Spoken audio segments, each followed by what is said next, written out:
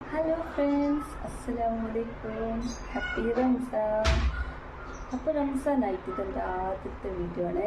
അപ്പോൾ ഇന്ന് സാറ്റർഡേ ആയതുകൊണ്ട് സാറ്റർഡേ സൺഡേക്ക് ലീഫാണ്. അപ്പോൾ കിച്ചണത്തെ ഡ്യൂട്ടി അടിക്കാം. അപ്പോൾ ഇന്നത്തെ സ്പെഷ്യൽ റംസാൻ റെസിപ്പിയിലേക്ക് കിടക്കാം.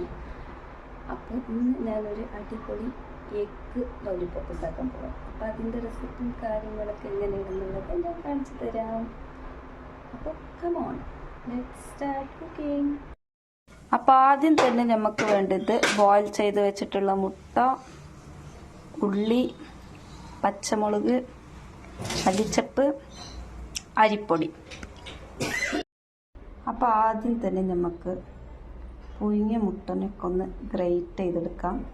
അഥവാ ഗ്രേറ്റ് ചെയ്യുന്നില്ലെങ്കിൽ നിങ്ങൾക്ക് ചെറുതായിട്ട് അരിഞ്ഞെടുക്കാവുന്നതുമാണ്. നമ്മളുടെ മുട്ട റെഡിയാണ്. അപ്പോൾ ഇതിലേക്ക് നമ്മൾ അരിഞ്ഞു വെച്ചിട്ടുള്ള സവാള,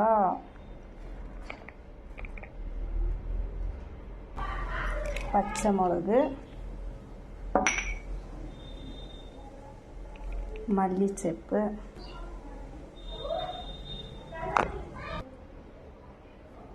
അരിപ്പൊടി. ഇനി നമുക്ക് കുറച്ച് ഇതിലേക്ക് മുളക് പൊടി, ആവശ്യത്തിന് ഉപ്പ്, കുരുമുളക് പൊടി, ഗരം മസാല ഒക്കെ ചേർത്ത് കൊടുത്തിട്ട് ഇതിനെ ഒരു നല്ല രീതിയിൽ നമുക്കൊന്ന് മിക്സാക്കി എടുക്കാവുന്നതാണ്. ഒക്കെ ചേർത്ത് ഞാനതിനൊന്ന് മിക്സാക്കി എടുത്തിട്ടുണ്ട്. അപ്പോൾ ഇനി ഇതിനെ നമുക്ക് ബൗളാക്കി ചെറിയ ചെറിയ ബൗളാക്കിയിട്ട് ഒരു റൗണ്ട് ഷേപ്പിൽ നമുക്ക് ആക്കി മാറ്റാം. അപ്പോൾ ഞാൻ മിക്സാക്കി വെച്ചതിനെ കുഞ്ഞ് ബോളാക്കി മാറ്റിയെടുത്തിട്ടുണ്ട്. ഇനി നമുക്ക് അടുത്ത കലാപരിപാടിയിലേക്ക് നോക്കാം. ഞാൻ 8 മുട്ട എടുത്തിരുന്നത്. അപ്പോൾ 8 മുട്ടക്കനുസരിച്ചിട്ട് ഒരു 19 ബോളൊക്കെ ആയിട്ടുണ്ട്. അപ്പോൾ നിങ്ങൾക്ക് എത്രയാണ്, കുഞ്ഞു വേണമെങ്കിൽ കുഞ്ഞു സൈസ് ആക്കാം. ഞാൻ കുറച്ച് വേഗം എളുപ്പ പരിപാടിക്ക് വേണ്ടിയിട്ട് വലിയ വലിയ സൈസാക്കി എടുത്ത് മാറ്റിയതാണ്. അപ്പോൾ നമുക്ക് എന്തായാലും അടുത്ത കലാപരിപാടിയിലേക്ക് നടക്കാം.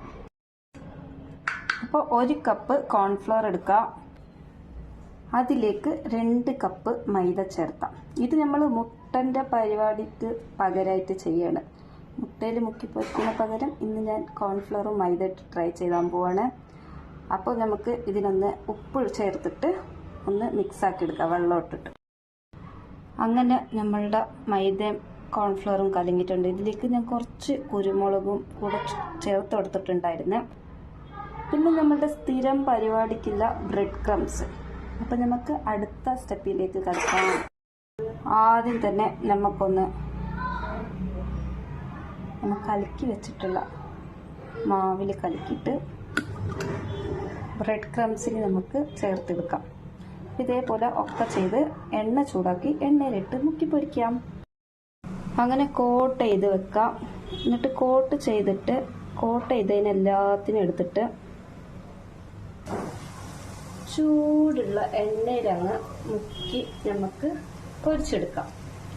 അപ്പോൾ ഇത് നല്ല രീതിയിൽ 2 സൈഡും അങ്ങോട്ടും ഇങ്ങോട്ടും മറിച്ച് കൊടുത്തിട്ട് നമുക്ക് പൊരിച്ചെടുക്കാവുന്നതാണ്.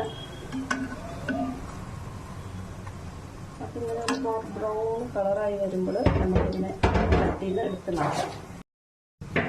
അപ്പോൾ ലോ ഫ്ലെയിമിൽ വെച്ചിട്ട് നമുക്ക് നല്ല മാറ്റി ഇതിനൊന്ന് മുരിപ്പിച്ചെടുക്കാം. മുരിപ്പിച്ചെടുത്തിട്ട് കഴിഞ്ഞിട്ട് ഇതിൻ്റെ ഗോൾഡൻ കളറായി വരുമ്പോൾ ഇതേപോലെ നമുക്കിതിനെ പുറത്തെടുക്കാം. അങ്ങനെ എഗ് ലോലിപോപ്പ് റെഡി ആയിട്ടുണ്ട്. അപ്പോൾ ഇതായിരുന്നു ഇന്നത്തെ ഈസി ആൻഡ് സിമ്പിൾ ആയിട്ടുള്ള റെസിപ്പി. അപ്പോൾ നിങ്ങളെല്ലാവരും ട്രൈ ചെയ്ത് നോക്കിയിട്ട് എങ്ങനെയുണ്ട് എന്നുള്ളത് അഭിപ്രായം എന്തായാലും പറയാം. അങ്ങനെ അടുത്ത വീഡിയോ ആയിട്ട് കാണാം. എന്തായാലും നോമ്പറക്കാൻ സമയമാവാനായി. ഇത് നമുക്ക് മയോണീസ് അല്ലെങ്കിൽ സോസിൻ്റെ കൂടെ തിന്നാവുന്നതാണ്. അപ്പോൾ അടുത്ത വീഡിയോ ആയിട്ട് കാണുന്നവരെ ബൈ, ടേക്ക് കെയർ.